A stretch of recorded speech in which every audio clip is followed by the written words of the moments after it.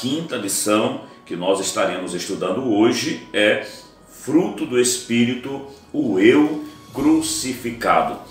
Com certeza Deus estará falando aos nossos corações. Quero aqui aproveitar a oportunidade para pedir aos amados irmãos que compartilhem o nosso vídeo para que um número maior de pessoas também sejam alcançados e alcançadas pela palavra de Deus. Quem ainda não nos conhece, eu sou o pastor Jonas Freitas de Jesus e aqui estou para compartilhar a palavra de Deus com você sobre o tema fruto do Espírito, o eu crucificado. O texto áureo da nossa lição nós encontramos em Romanos capítulo 15, versículo 13, que diz assim: Ora, o Deus de esperança vos encha de todo gozo e paz em crença, para que abundeis em esperança pela virtude do Espírito Santo. Glória a Deus. E a nossa verdade prática diz o seguinte: o fruto do Espírito é um dos temas mais vibrantes da ética cristã, pois mostra para o mundo o que o Espírito Santo colocou dentro de cada um de nós. O fruto do Espírito é a maneira gloriosa em que o Espírito Santo se utiliza para mostrar para o mundo, evidenciar, fazer notório ao mundo que ele habita dentro do crente, que ele habita dentro de nós. Na leitura bíblica em classe, nós encontramos o texto de Gálatas, capítulo 5, versículos do 16 ao 26, que é a base para todo o estudo desta lição, que é a quinta do primeiro trimestre. Diz o seguinte: digo, porém, andai em espírito e não cumprireis a concupiscência da carne, porque a carne cobiça contra o espírito e o espírito contra a carne, e estes opõem-se uns ao outro, para que não façais o que quereis. Mas se sois guiados pelo Espírito, não estais debaixo da lei, porque as obras da carne são manifestas, as quais são prostituição, impureza, lascívia, idolatria, feitiçarias, inimizades, porfias, emulações, iras, pelejas, dissensões, heresias, invejas, homicídios, bebedices, glutonarias e coisas semelhantes a estas, acerca das quais vos declaro, como já antes vos disse, que os que cometem tais coisas não herdarão o reino de Deus. A partir do versículo 22, nós vemos o seguinte: mas o fruto do Espírito é caridade, gozo, paz, longanimidade, benignidade, bondade, fé, mansidão, temperança. Contra essas coisas não há lei. E os que são de Cristo crucificaram a carne com as suas paixões e concupiscência. Se vivemos no Espírito, andemos também no Espírito. Não sejamos cobiçosos de vanglória, irritando-nos uns aos outros, invejando-nos uns dos outros. Este é o nosso texto áureo. O objetivo geral desta lição é demonstrar que o fruto do Espírito é um dos temas mais vibrantes da vida cristã. É muito bom, importante, né, e agradável para nós, crentes, servos de Deus, estudar esta lição. Estaremos estudando aqui sobre este tema. Objetivos específicos da nossa lição: primeiro, conceituar o fruto do Espírito, não é? O que é o fruto do Espírito? Em segundo lugar, distinguir a relação fruto do Espírito e dons espirituais.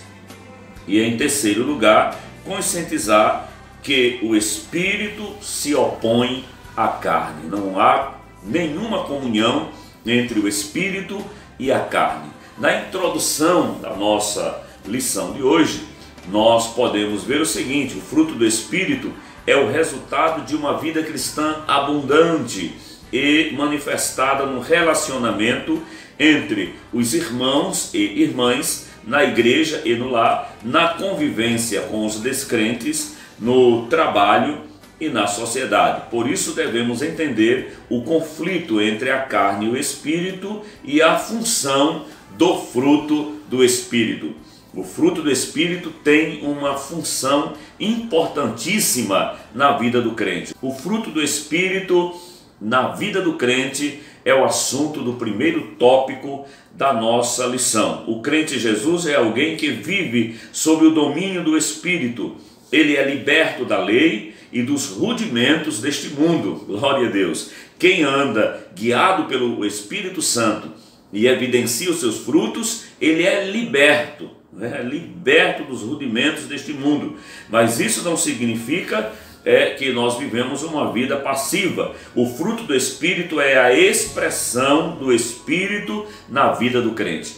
O fruto do Espírito é a expressão do Espírito Santo na vida do crente. No primeiro item do primeiro tópico diz o seguinte: Jesus nos salva e nos dá o Espírito Santo, nos renova e coloca em nós o desejo de fazer o que é bom e agradável a Deus. O fruto do Espírito é o resultado natural de um processo de amadurecimento e a consequência de um processo natural de crescimento espiritual. O crente que busca a Deus, que serve ao Senhor, que já foi salvo pela pessoa do Senhor Jesus Cristo, através do convencimento da ação gloriosa do Espírito Santo em nossos corações, agora ele precisa de forma natural, não natural no sentido humano, mundano, físico, mas através da ação do Espírito Santo de nós, flui naturalmente a virtude de Deus, do seu Espírito, através do fruto, não é? Esse fruto, quando é manifestado, é exatamente o Espírito Santo que já habita dentro do crente, fazendo transparecer, fazendo notório aqueles que nos observam a transformação, a mudança, a regeneração que houve em nossos corações. É o caráter de Deus, através do seu glorioso Espírito, sendo evidenciado em nós ali por meio do fruto do Espírito Santo. O fruto do Espírito, no segundo item, nós vemos que ele está no singular. Não são frutos do Espírito, mas o fruto no singular. Alguns expositores estranham o fato de Paulo contrapor as obras da carne, do versículo 19, com o fruto do Espírito, do versículo 22, no singular, quando era de se esperar frutos. O missionário Eurico Bergstein explica este singular, ilustrando esse fruto como uma laranja. Sabemos que a laranja é uma fruta, não é? É uma fruta só, porém dentro dela existem os seus gomos, vários gomos. Então o fruto do Espírito também, ele, embora seja só um fruto, ele tem todas as virtudes que nós estaremos vendo aqui, que atua na vida do crente, na vida do servo de Deus. O fruto que aparece logo em seguida é o amor, ou caridade, na versão Almeida corrigida de 1969. Diz o missionário, as 8 virtudes seguintes são reflexos do amor.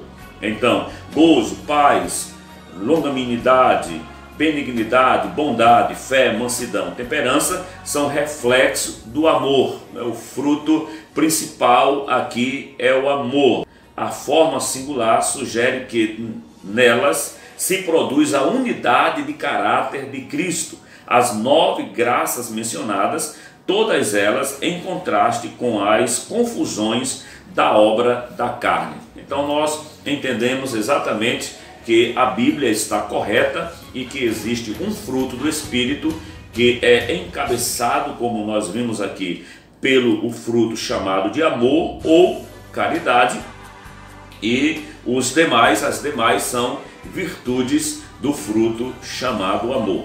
Em seguida, no terceiro item, nós vemos aqui a importância de andar no Espírito.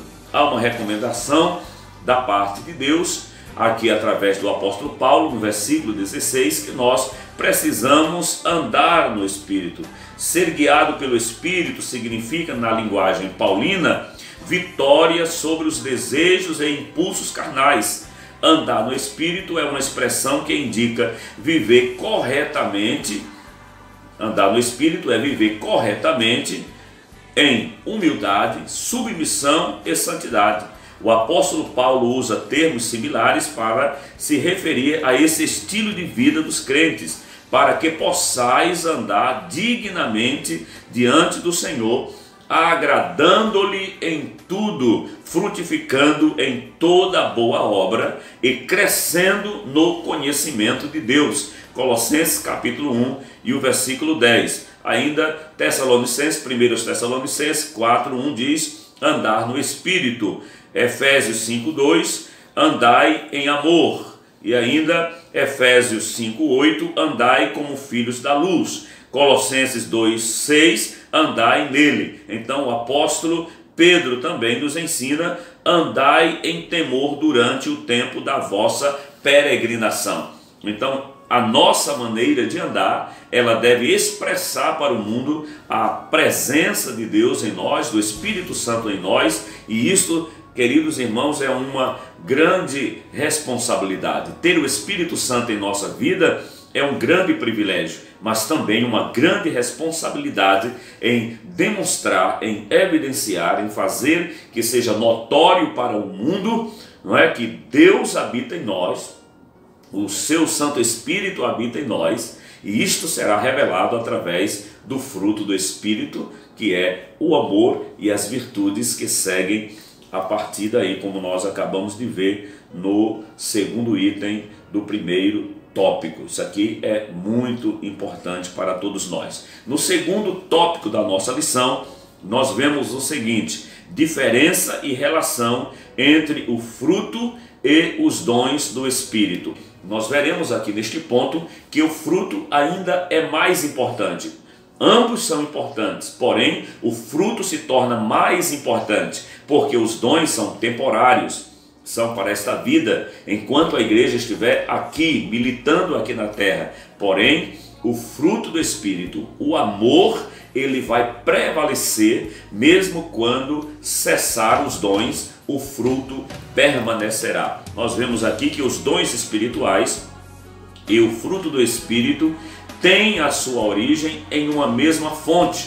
É o Espírito Santo quem produz os dons e também o fruto do Espírito na vida do crente. E ambos glorificam a Cristo, mas se trata de coisas distintas. O amor, por exemplo, não é um dom, não é? O amor não é um dom. 1 Coríntios, capítulo 14 e o versículo 1, nós vemos aí a diferença e a distinção entre o amor e os dons, que os dons cessarão e o amor permanecerá. Então veremos agora a diferença. O que há em comum entre essas duas fases abençoadas da nossa redenção?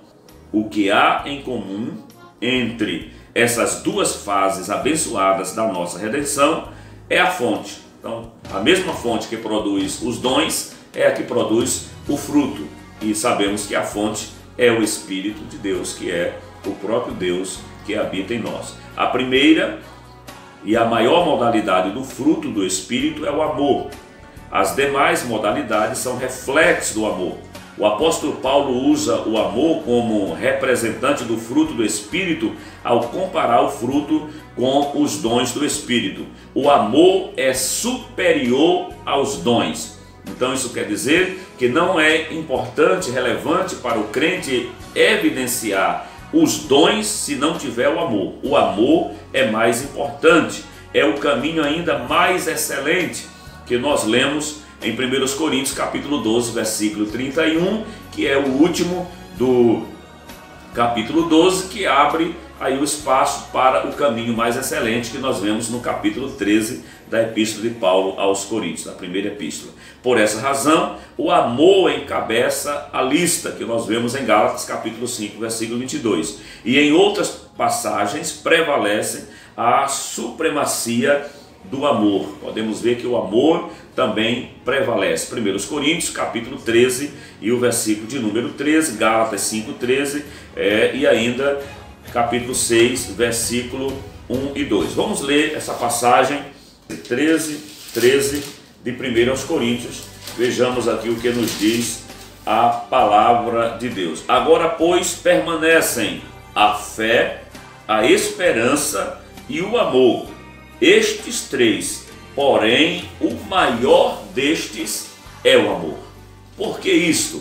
Vejamos que o apóstolo começa o capítulo 13 dizendo: ainda que eu falasse as línguas dos homens e dos anjos e não tivesse amor, serei como o bronze que soa ou como o símbolo que retine. Ainda que eu tenha o dom de profetizar e conheça todos os mistérios e toda a ciência, ainda que eu tenha tamanha fé a ponto de transportar montes, se não tiver amor, nada serei. É importante, imprescindível, indispensável o amor na vida do crente. Vemos aí, portanto, a supremacia do amor. Uma coisa são os dons e outra é o fruto do Espírito. Ambos são importantes, porém o amor tem a sua supremacia, a sua primazia, a sua grandeza, por conta de que os dons, eles são temporários. Eles estarão conosco enquanto estivermos aqui. Na eternidade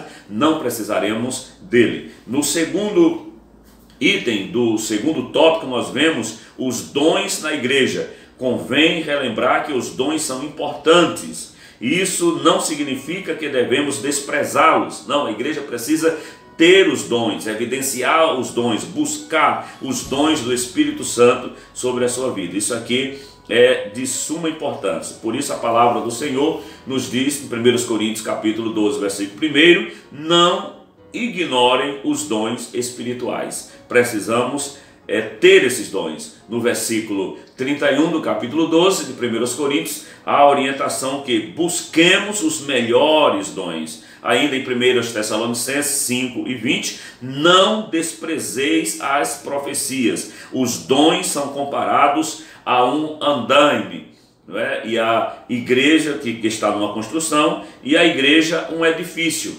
Enquanto a igreja está sendo edificada, né, construída, na medida que vai chegando os seus membros, na medida que ela vai sendo preparada para o encontro com o noivo, se há necessidade destes andaimes, que são os dons. No momento em que a igreja for entregue ao noivo no arrebatamento, não haverá mais necessidade dos andaimes, porque a obra estará pronta, a obra estará concluída. Isso aqui é algo que nós podemos compreender claramente. Glória seja dada ao nome do Senhor Jesus por isso. No primeiro ponto da nossa lição, voltando aqui um pouquinho, nós vemos que o ponto central é o fruto do Espírito tem como fonte o próprio Espírito Santo. Isso aqui é o ponto central da nossa lição. No final de cada tópico nós vemos aqui uma síntese. Na síntese do primeiro tópico, o fruto do Espírito revela o crente que vive sob o domínio ou os domínios do Espírito. Aqui a síntese do segundo tópico fala os dons espirituais e o fruto do Espírito tem a sua origem numa mesma fonte, o Espírito Santo, e ambos glorificam a Deus. Agora chegamos ao nosso terceiro tópico, que nos traz aqui o tema: o Espírito se opõe à carne. Não há nenhuma comunhão. Não tem como a carne comungar com o Espírito ou o Espírito com a carne. Um se opõe ao outro. O que levou o apóstolo ao assunto foi o contexto das igrejas da Galácia. Havia ali um abuso da liberdade cristã, porque uma coisa é liberdade e outra é libertinagem. Deus nos chamou a viver a liberdade cristã, uma liberdade bíblica, cristocêntrica, não é? Mas liberto do mal, liberto do pecado. A antinomia de um lado e o legalismo de outro estavam dando ocasião à carne, levando à falta de amor e à desunião. Aonde há a atuação do Espírito Santo de Deus, não pode haver o litígio, a contenda, a desunião, a briga, a porfia. Isso é obra da carne. Se é obra da carne, não há operação do Espírito de Deus. O primeiro item fala acerca do legalismo. há um acentuado contraste entre estar na carne e andar no espírito. O apóstolo mostra que para ser legalista, viver de acordo com a lei, depende da carne, mas para viver no espírito depende da graça de Deus. Gálatas capítulo 5, versículos do 16 ao 18. O sistema legalista que os opositores de Paulo, os judaizantes de Gálatas 2,14, ensinavam era exatamente isso. Queriam que a igreja de Cristo vivesse segundo a lei, o rigor da lei, o legalismo que envolvia a circuncisão, a guarda do sábado e outras coisas do legalismo religioso, ao ponto do apóstolo Paulo dizer que aqueles que queriam se justificar pela lei, da graça tinha caído, ou seja, já não estava mais debaixo da graça, já não tinha a salvação que é pela graça. O segundo item nós vemos aqui do primeiro tópico, a carne e o espírito. A palavra grega sarx, carne, tem muitos significados na Bíblia, principalmente nos escritos paulinos. Pode significar fraqueza, fraqueza física, Gálatas 4:13, o corpo, não é? Gálatas 4:13 também, o ser humano, Romanos 1:3, o pecado, versículo 24. Os desejos pecaminosos, ainda Romanos 8:8, o contexto determina o significado dela. Então, para saber o que significa aquela palavra carne, precisa-se ler o contexto, né, do texto em que esta palavra está inserido. No contexto das obras da carne, significa o conjunto de impulsos pecaminosos que dominam o ser humano. Da mesma maneira, a palavra grega pneuma, que é traduzida por espírito, como nós vemos na nossa lição, que se aplica ao Espírito Santo, ao espírito humano, aos anjos e aos espíritos imundos. É só prestar atenção ao contexto para saber a que espírito o escritor sagrado está se referindo. A oposição do espírito contra a carne na vida cristã mostra que os que são de Cristo crucificaram a carne com as suas paixões e concupiscências.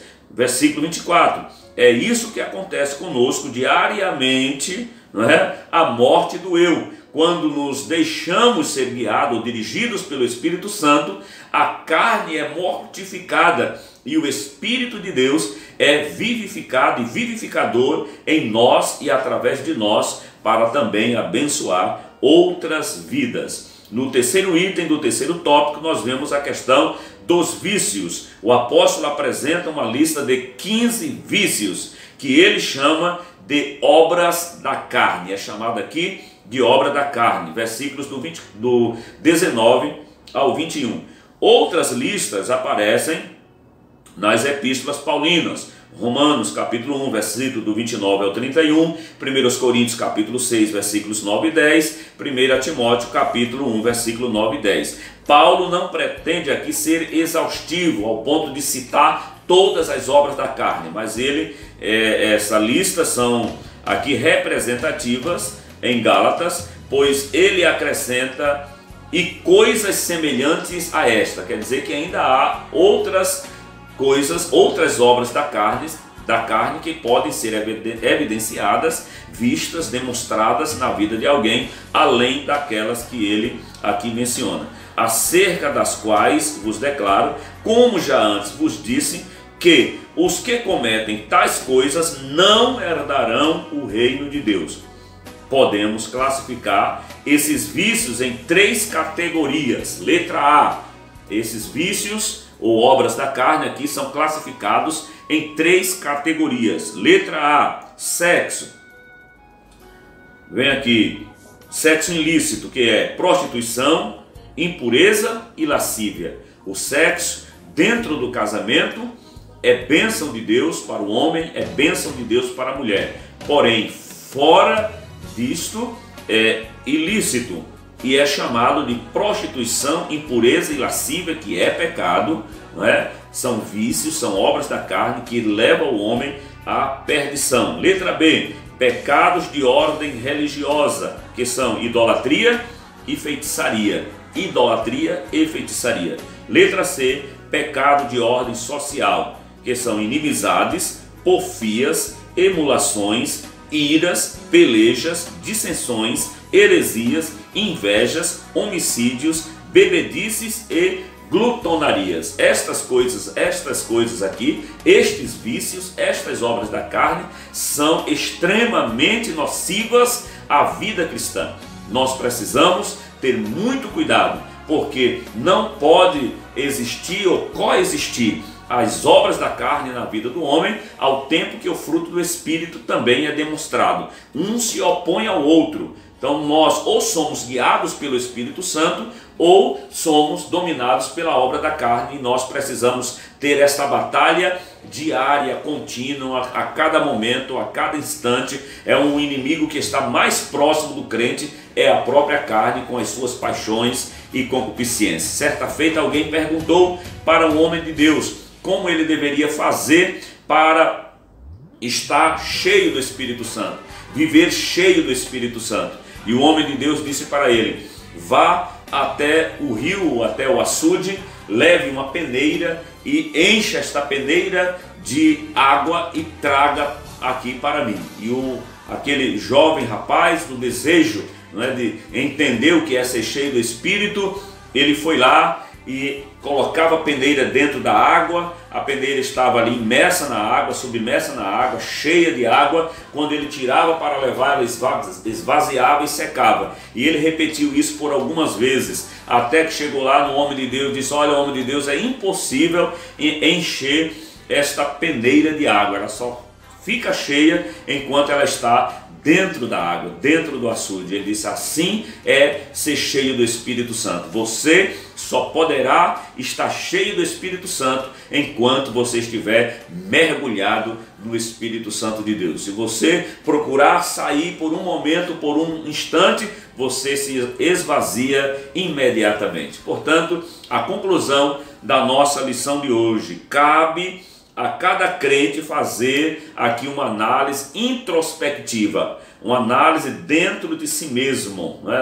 não apenas retrospectiva, porque na retrospecção da nossa análise podemos encontrar o tempo em que não servíamos a Cristo, mas vamos olhar para o nosso momento, como nós estamos agora, nesse instante. Pode ser que na análise retrospectiva você encontre o momento em que você estava mais cheio de Deus, mas dominado pelo Espírito Santo de Deus, evidenciando de maneira mais visível, pujante, o fruto do Espírito na tua vida. Mas devemos fazer essa introspecção neste momento, como nós estamos, diz aqui o comentarista, para verificar se suas inclinações são carnais ou espirituais. Salomão disse que o homem é aquilo que imagina na sua alma. Provérbios capítulo 23, versículo 7. Jesus disse que o homem fala daquilo que o seu coração está cheio. Lucas capítulo 6, versículo 45. O pensamento de cada ser humano norteia o seu comportamento. Se a mente é carnal, seu comportamento é carnal, que resulta em morte. Se a mente é espiritual, seu comportamento é espiritual, que resulta em uma vida cheia de paz, resulta em vida e paz.